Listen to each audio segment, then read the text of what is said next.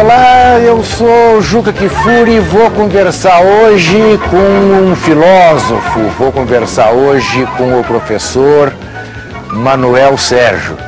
Ninguém melhor do que o filósofo para responder a nossa tradicional primeira pergunta do Juca Entrevista. Quem é Manuel Sérgio? Manuel Sérgio é um homem que carrega a cruz da vida com a bonomia de um cético. Ou seja, sou uma pessoa que vivo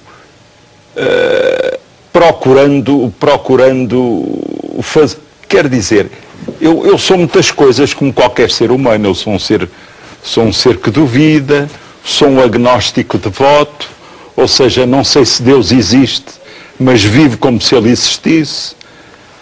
Portanto, tenho várias facetas da minha personalidade.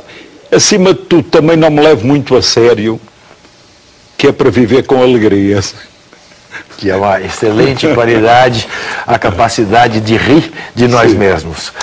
Professor Manuel Sérgio, no correr do programa você vai saber mais, mas você já ouviu falar dele aqui na ESPN bastante, né? Porque o professor Manuel Sérgio é assim como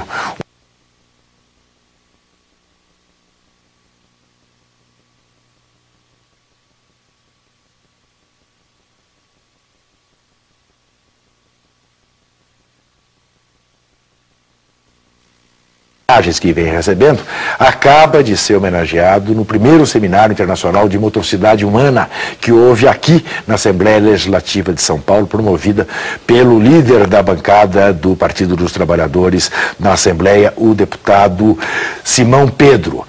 O professor Manuel Sérgio tem incontáveis obras, mais de 20, eu trouxe algumas. Uma sobre ele, mais recente, que dá a medida de sua importância, que é exatamente uma homenagem feita por especialistas do mundo inteiro, em função de uma nova ideia, de uma ciência, que ele é o grande precursor, que é a motrissofia. Tem aqui também dele, para um novo paradigma do saber e do ser, um corte epistemológico da educação física à motricidade humana, algumas teses sobre o desporto, alguns olhares sobre o corpo, todas obras editadas em Portugal, algumas delas do Instituto Piaget, que o professor, além do mais, preside. Professor Manuel Sérgio, na tentativa que é esperada da desqualificação de qualquer pensamento novo, há quem diga que o senhor é um inimigo do esporte de competição. Não é verdade. Eu considero mesmo que numa sociedade verdadeiramente desenvolvida, há espaço para cada um desenvolver as suas potencialidades. Portanto, numa sociedade, enfim, admitamos que é ideal, mas onde tudo esteja plenamente democratizado, a cada cientista corresponde um desportista, corresponde um artista. Ou seja, cada um de nós, ou seja, cada pessoa pode desenvolver. Portanto, há pessoas que não nasceram para tocar piano, mas nasceram para jogar futebol. Outros nasceram para jogar futebol, não nasceram para ser romancistas. Portanto, há que dizer que o desporto de alta competição, porque nós lutamos, pressupõe um tipo de sociedade onde o campeão brota, o campeão do desporto brota naturalmente como o campeão das artes, como o campeão das ciências. Portanto, nós não somos contra o desporto de alta competição. Isso seria ser contra uma atividade humana como outra qualquer. Então, porquê é que somos contra a alta competição e não somos contra a ópera ou contra outra coisa qualquer, não é? Portanto, quem tem jeito para cantar ópera tem o seu espaço. Quem tem jeito, muito jeito, para fazer desporto, tem o seu espaço. O que interessa é que o campeão não nasça à margem do subdesenvolvimento do seu povo.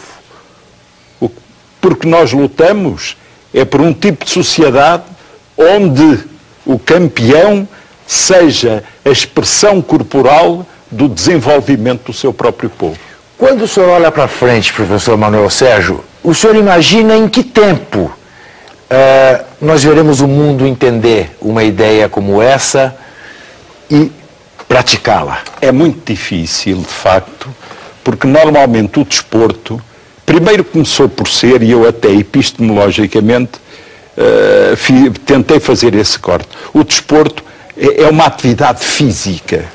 E quanto mais físicas, ora, uma atividade que seja física só, torna-se demasiado acéfala. Ou seja, é física, não vale a pena pensar.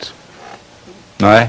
Portanto, a expressão educação física, para mim, está errada. Não há educação de físicos, há educação de pessoas em movimento. Portanto, este é o grande corte.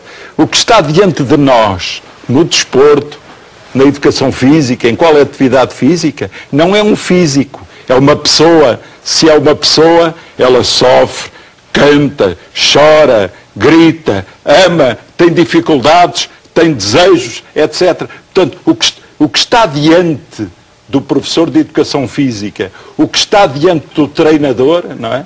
É um ser onde, mais do que representando ou mais do que fazendo uma determinada prática desportiva, ele manifesta quem é. Ele manifesta quem é. Não é? E ao manifestar quem é, ele manifesta uma sociedade, ele manifesta uma cultura, ele manifesta taras, ele manifesta defeitos, ele manifesta qualidades.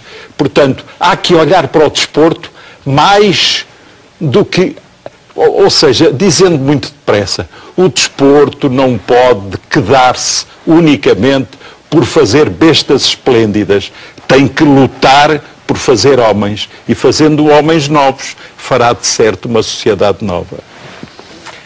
Por que, professor, o que a gente, no mais das vezes, vê hoje em dia é a apropriação dessa atividade tão magnífica da forma mais selvagem que é possível conceber em termos de negócios espúrios, de lavagem de dinheiro, de exploração do corpo do atleta, de levá-lo ao sofrimento, a maneira como se leva. Que espécie de pirataria foi essa que de repente tomou conta do esporte? É que de facto o desporto é o fenómeno cultural de maior magia no mundo contemporâneo e o capitalismo não podia deixar perder uma arma dessas. Não é? O desporto é indiscutivelmente o fenómeno de maior magia no mundo contemporâneo. Qualquer um de nós marca para o Pacaembu uma... Vão lá poetas dizer poesias. Está lá a família deles, mais ninguém. Mas se houver um jogo, mesmo um jogo assim que não tenha jogadores de grande qualidade técnica, lá está muito mais gente para ouvir grandes poetas. Isto enfim, é um sinal dos tempos. Enfim, é talvez uma revolta do corpo contra os séculos e séculos que ele foi desprezado, não é? O ser humano dizia-se que era um animal racional. O que nos distinguia na natureza era a razão. O corpo era considerado até um dos inimigos do homem, segundo a doutrina cristã. Quais eram os grandes inimigos do homem? O mundo, o diabo e a carne. É? Portanto, confundindo-se a carne com o corpo, não é? Ora, contra estes séculos e séculos